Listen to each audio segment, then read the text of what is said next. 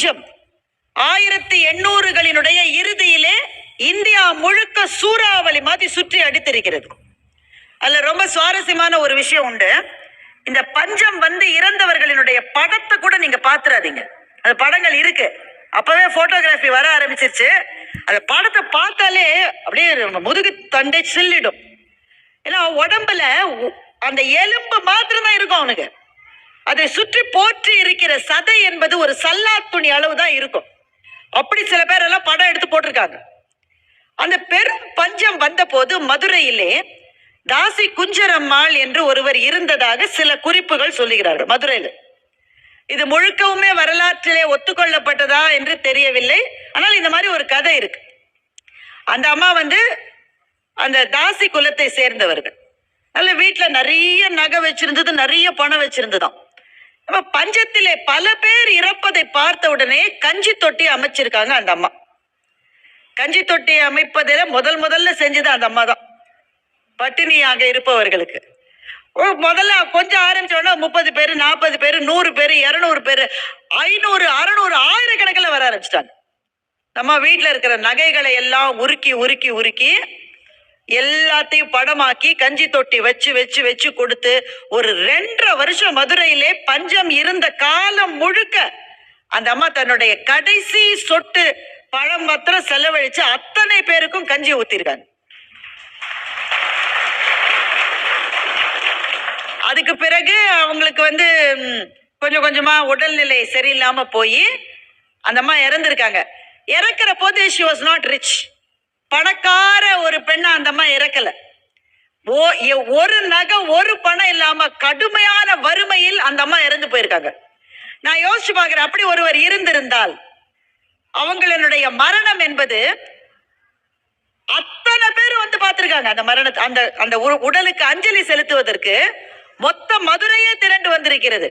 பெரும் பணக்காரர்களுக்கு கூட கிடைக்காத மரியாதை ஒன்றுமே இல்லாமல் இறந்து போன தாசி குலத்தை சேர்ந்த ஒரு பெண்ணுக்கு கிடைத்தது என்றால் ஒரே ஒரு காரணம் தான், என்றால் உண்டி கொடுத்தவர், உயிர் கொடுத்தவர். அந்த ஒரு காரணத்தினால்தான் பல வீடுகளில் மனைவிமார்கள் எவ்வளவுதான் அக்கறையா சமையல் செஞ்சு போட்டாலும் கணவன்மார்கள் சொல்லுகிற ஒரு நல்லா இருந்துச்சு ஆனா எங்க அம்மா ஆக்குற மாதிரி இல்லை என்று சொல்லாமல் ஆண்களால் இருக்கவே முடியாது. அதுக்கு பல மனைவிகளுக்கு வந்து கோவம் சொல்லாம, ஒரு நாள் மேடம், ஒரு நாள் கூட நல்லா இருந்ததுன்னு நெஞ்சால சொல்ல அப்படியே சாப்பிட்டு அப்படியே போறாங்க. ஆண்கள் அப்படித்தான் இருக்காங்க, வாயே திறக்க மாட்டேன்ற. நல்லா இல்லனாவது சொல்லலாம் இல்ல அப்படிங்கிறது ஒரு அம்மா என்கிட்ட, அதை கூட சொல்லாம போயிடுறாங்க. அதை விட இப்பெல்லாம் ரொம்ப கொடுமை, பல பேர் போனை பார்த்துக்கிட்டே தானே சாப்பிட்றாங்க. போனை பார்த்துக்கிட்டே சாப்பிட்றாங்க, அப்புறம் அலோன்னு பார்த்துல பேசிட்டு போயிடுறாங்க. அவர் அப்பதான் அமைச்சர் கூப்பிட்டுருக்காரு அவரை, அதனால அவர் போறாரு. ஒன்னுத்துக்கு உபயோகம் இல்லாத போன் தான் வந்திருக்கு. இருந்தாலும் அலோன் திரும்பி வந்து பார்த்து இப்படி சாப்பிடுவேன். நீ ஏன் இன்னைக்கு வெள்ளை சட்னியே வைக்கல, பக்கத்துலயே இருக்கியா பாரு.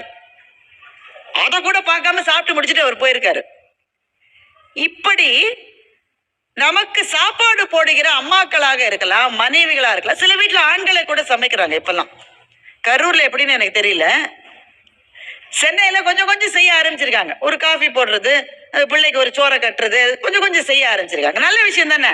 இவங்க சொல்லியிருக்காங்க, மேடம் இப்ப பட்டிமன்றத்தில் பெண்களுக்காக குரல், நான் கொடுத்த முதல் குரலே சமையல் என்பது ஏன் எப்போதுமே பெண்களினுடைய வேலையாக மாத்திரமே இருக்க வேண்டும் என்பதுதான். புராணத்துல நீங்க பாத்தீங்கன்னா மிகச்சிறந்த சமையல்காரர்கள் ஆண்களாகத்தான் இருந்திருக்காங்க. அதை பார்த்து அதுல இருந்து உற்சாகம் பெற்று நீங்களும் கூட வீட்டுல செய்யலாம். யார் செய்யறாங்கன்றது முக்கியம் இல்ல, எது முக்கியம் என்றால் அந்த சமையலை அந்த சாப்பாட்டை செஞ்சு அதை நமக்கு கொடுக்கறாங்கல்ல, அவர்களை நாம் மதிக்கிறோமா என்பதுதான் இன்றைக்கு நான் இங்கே வைக்க விரும்புகிற ஒரு கேள்வி. இந்த சாப்பாடு நம்ம இலைக்கு வர்றதுக்கு சமையல் செஞ்சவங்க மாத்திரம் இல்ல, விவசாயியிலிருந்து ஆரம்பித்து பல பேரினுடைய உழைப்பும் அவர்கள் பட்ட பாடும் தான் நம்முடைய தட்டிலே சோறாக வந்து விழுகிறது. அப்படிதானே?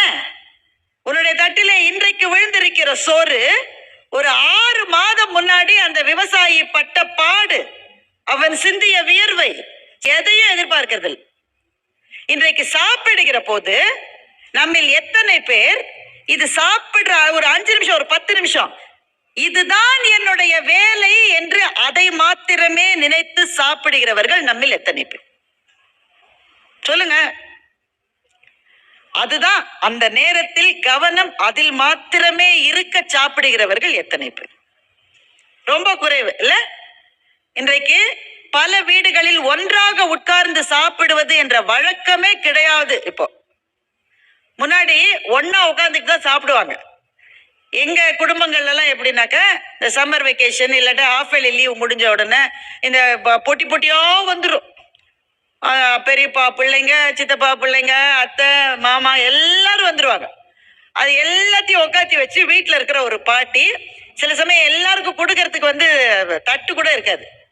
இலை பறிச்சுட்டு வர சொல்லுவாங்க. இலையும் இல்லைன்னாக்க அப்படியே ஒரு பெரிய குண்டான்ல அந்த சோத்தை கலந்து அப்படியே கையில அப்படி அப்படியே வைக்கும். அந்த கையில இருக்கிற அந்த சோற்றினுடைய சுவை இருக்கு பாருங்க, அதுக்கு ஈடு இணைய எதுவுமே கிடையாது. அந்த சுவை இன்னமும் நம்முடைய நாக்கிலே இருக்கிறது. எத்தனை வருஷம் இருக்கும் பாருங்க. ஆனா நம்முடைய மூளை சில வாசனைகளை, சில சுவைகளை மறப்பதே கிடையாது.